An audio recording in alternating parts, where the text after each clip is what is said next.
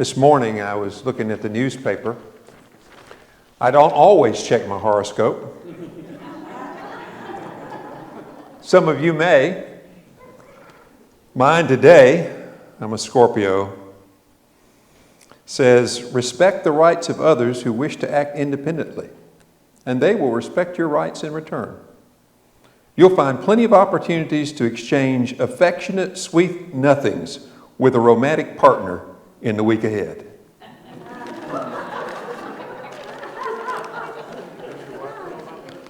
I should not have read that with my wife in the room.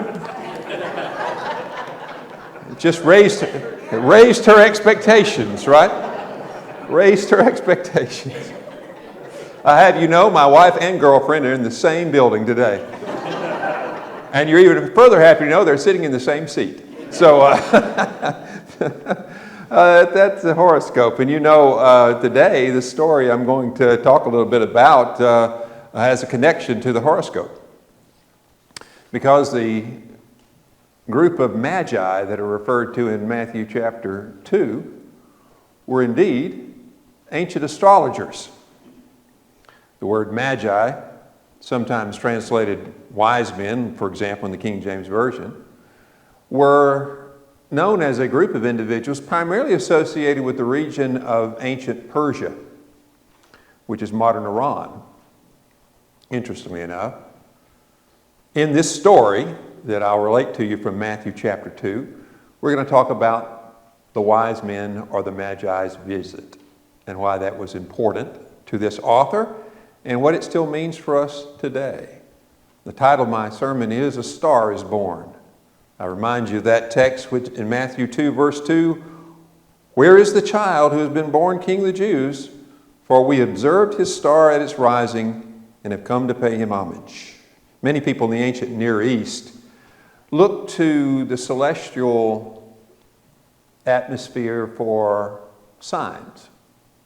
Even the ancient Hebrews in the opening chapter of the book of Genesis said that God placed the sun, the moon, and the stars in part to determine the seasons, but also to be as signs to those living on the earth. The author of the Gospel of Matthew, later on in this same first gospel that we have in our New Testament, Matthew chapter 24, speaks of the end of the age and how that cosmic signs in the heavens would be portents of what was to come. So in the ancient world, people who really didn't know a lot about what we think of as modern astronomy often looked to the heavens for signs. And you can imagine in the ancient world with very little knowledge of the cosmos how that a comet or an eclipse or a shooting star or any number of things might catch their attention and cause them to imagine all sorts of things that must be true from the heavens above. This story is bathed in that cultural context. It's also, as we'll show later on, I hope, an effort by this writer to interpret an ancient text found in Isaiah chapter 60, which anticipated the restoration of Israel and how that dignitaries, it even says kings, which is later on in the medieval period become the basis of that song, We Three Kings. Kings from the east would come bearing gifts of frankincense and myrrh to acknowledge the birth of someone new that would bring hope and restoration to Israel.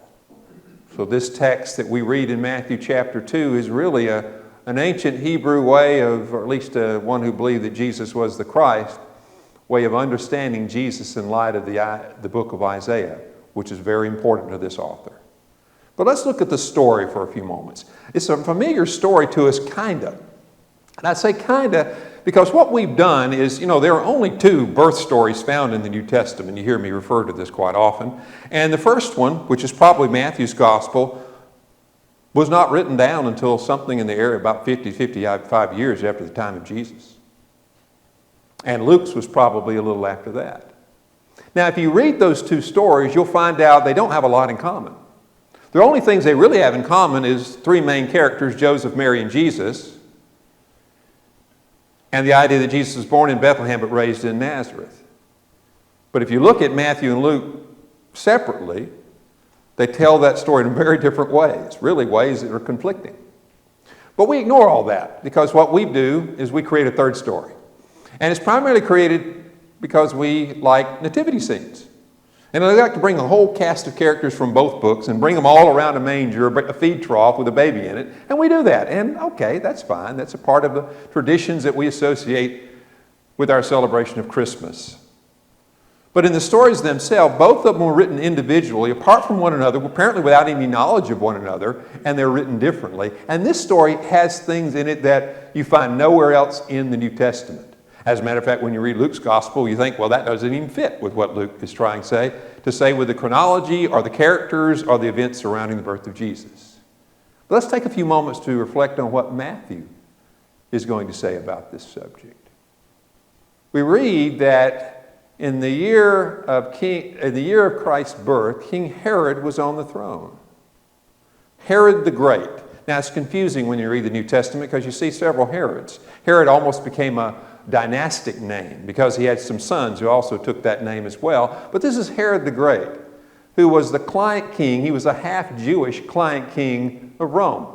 Client king just simply meant that Augustus allowed him to be known and named as the king of Israel, the king of the Jews. Well, Herod the Great's reign lasted from 37 BCE, that is BC as we sometimes refer to it, all the way to 4 BCE.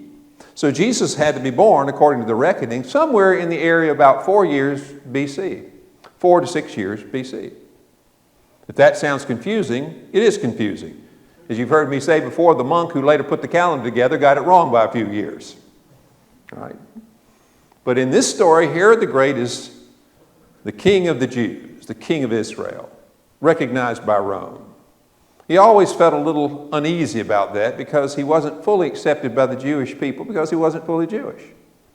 And because in some ways he was more interested in representing the interest of Rome than he was of the local Jewish people. So Herod the Great is prominent in this story. And we see later on why he's included. But we're told that Magi, we're not told how many, we're not told their names, all that's later tradition. Magi from the east make the journey up to 2 years after the birth of Jesus, make the journey to Jerusalem because they say they've seen a star rising. They studied the stars. They were astrologers, not astronomers, astrologers. They look for meaning behind new cosmic phenomenon, and they come bearing information to Herod the Great that they've seen a star that indicates a king of the Jews had been born. Well, that's a real problem if you're Herod the Great. You don't like competitors. It is said that Augustus said of Herod the Great at one point that it was safer to be Herod's pig than it would to be his son, because Herod was willing to kill his own sons if anybody perhaps threatened his reign or rule. Well, they approach Jerusalem and they inquire of King Herod, and Herod, it says, is frightened. And so he turns to the chief priests and the scribes to inquire about, well, where might the scriptures say that this king of the Jews be born? And they conclude, and it's really a compilation of Micah chapter 5 verse 2 and 2 Samuel chapter 5 verse 2, and they kind of blend them together, at least the author of Matthew's gospel does, and says, well, he was be born in Bethlehem, the city of David.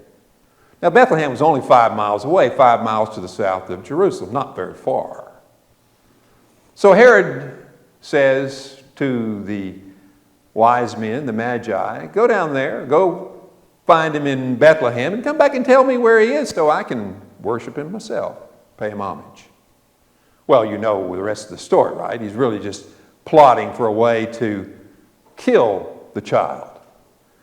We're told the Magi leave Jerusalem and they re-engage this astral phenomenon that in the New Testament, Matthew's gospel calls a star. Now, you already should be beginning to get a hint this is not a literal star, because why couldn't Herod just go out and follow it himself? They're seeing this because they're trying to relate this the author's trying to relate this ancient text from Isaiah chapter 60 that says that at the restoration of Israel, the light would arise and would alert the peoples of the east, kings of the east, to come and pay homage, bearing gifts of frankincense and myrrh. So it's a carefully crafted story based on Isaiah. So they leave, they re-engage the star, and it takes them to the house that Joseph and Mary and the now almost 2-year-old Jesus are residing in. Notice this is not Luke's version of the story. Luke's version of the story only has Joseph, Mary, and Jesus staying in Bethlehem just a matter of days after Jesus' birth. They're only there because, according to Luke's gospel, they came there for a census. But not in Matthew's gospel. Joseph and Mary have a home there. They have a house in Bethlehem.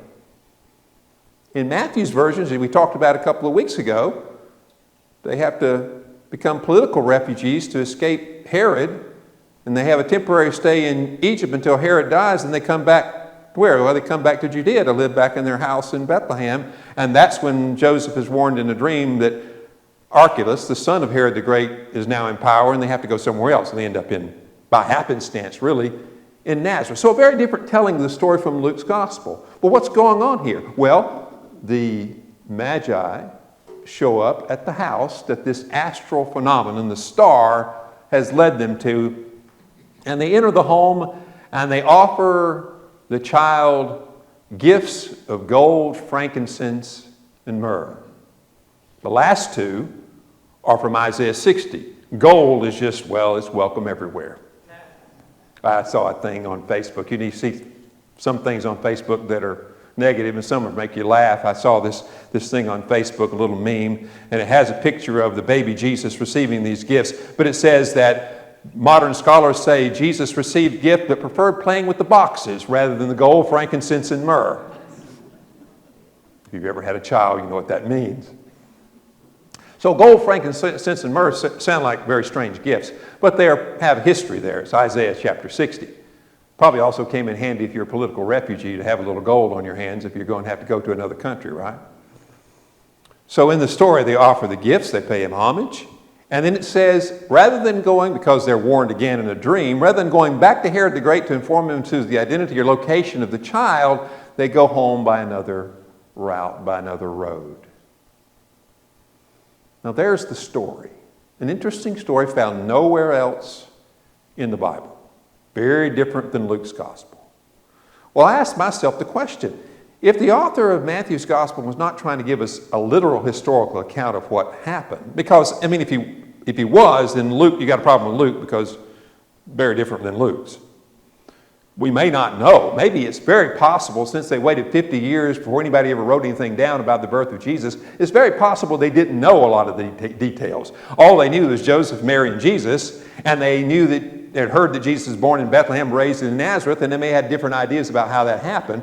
Whatever. It doesn't appear to be literal history. So what is the author trying to accomplish?